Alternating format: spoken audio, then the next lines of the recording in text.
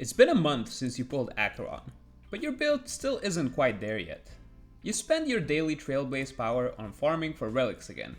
You finally get those damn speed boots with crit damage substats on them, only to watch all your substat rolls go into flat defense. Sound familiar? I'm pretty sure literally every single one of you had something along these lines happen at least once during your Honkai Star Rail career, and it's probably one of the most soul-crushing feelings, right up there with losing yet another 50-50 to Bailu. There were no announcements about any changes to Relic roll RNG or Relic substat drop rates, so what do I mean patch 2.2 freed us from this everlasting cycle of having to farm for crit substats? While the problem itself hasn't gone away per se, this patch opens up avenues for new team compositions, not to mention there is a new wave of upcoming DPS characters who will all scale their damage off of a stat other than raw crit value. We all know about Bootheel's banner coming up in a week, and after his banner we also have Firefly, but this video isn't gonna be about them, they're just a piece of the puzzle really.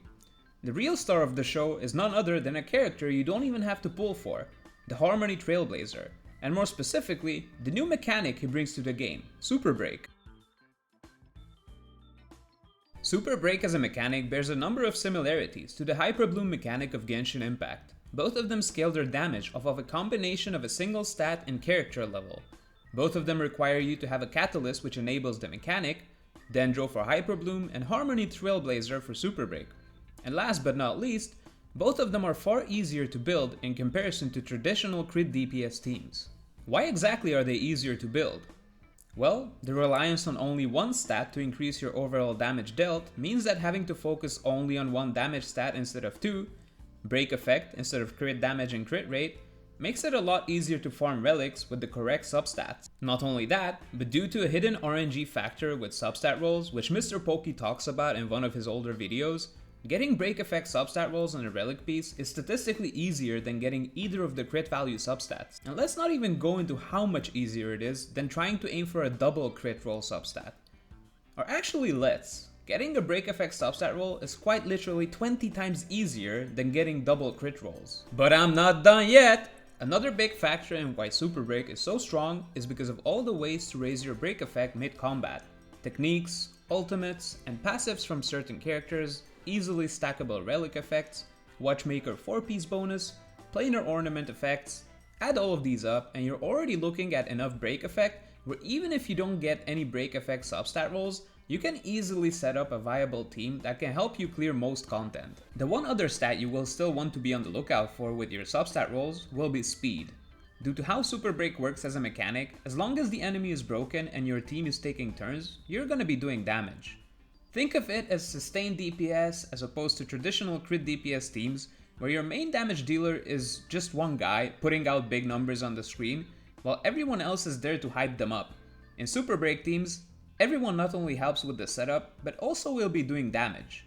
That's why speed will be an important stat on everyone in the team. The more turns you get before your enemy recovers from weakness break, the more damage you can fit in there. The combination of all of these things is what leads me to saying we are finally free from relic farming prison. Well, as long as you get the correct sets and a few good substats here and there, and a pair of speed boots and a break effect rope, you're basically good to go. For break effect teams, there is no need to keep farming for a crit body piece or a damage bonus planar sphere. Both of those add such negligible damage that you're effectively wasting both your trail base power and your time by trying to get them. But all of this sounds so good. Where's the catch? Well, you probably heard the saying, there's no such thing as a free lunch. And you guessed correctly. While Super Break teams are very accessible to most of the player base, are generally a lot easier to build than traditional team comps, and are quite competitive when it comes to clearing hard content, there are definitely a few downsides to them, and I'll get into them right away. The first and most glaring problem with Super Break teams is that as of right now, the only character who can help you trigger Super Break is going to be the Harmony Trailblazer. Since every endgame mode besides Golden Gears requires you to build 2 full teams in order to even participate, there's still pretty much no way to build 2 Super Break teams. So how exactly are we free from chasing crit substats if we're gonna need a crit DPS anyway? Well, this is where Bootheel comes into the picture. Those who aren't interested in him, obviously this won't help you much, but so far, he seems to be the first DPS who is even easier to build than Jingliu. Not only does he not need crit substats, but he also performs insanely well, even with 3-star light cones, or hell, even with no light cone. While his signature LC gives him a big boost in damage, his baseline level of DPS is already so high, he will perform just fine even without it. In addition to that, the icing on the cake for Boothill is that he performs reasonably well even without Harmony Trailblazer, since he has a way of triggering his break damage on broken enemies even without the super break mechanic. But wait, there's more! He also has Physical Weakness Implant, which means he works fine against any elite regardless of their weaknesses. The second problem with Super Break is that your favorite characters may not be invited to the party. Or I guess if your favorite characters are Ruan Mei, Gallagher, and Silverwolf, then they are, but besides these three, the DPS characters who work well in a Super Break team are going to be very much dependent on the enemy weaknesses. Generally speaking, as long as you can break their weaknesses, Super Break teams are going to perform extremely well, but you most definitely need an on-element DPS to make use of this team comp, and if you don't have one built, your Super Break team is going to be severely underperforming. This will of course change in 2.3 once Firefly rolls around, since she is going to have Fire Weakness Implant as well as Super Break of her own, which means she will work extremely well in this team comp thanks to the extra synergy with Gallagher. The third problem is something which I alluded to earlier already, which is that your enemy has to be weakness broken for you to do any substantial damage. This may or may not be an issue depending on how well built your Super Break team is, but being able to finish off your enemy before they can recover from weakness break is paramount when it comes to staying competitive with these type of teams.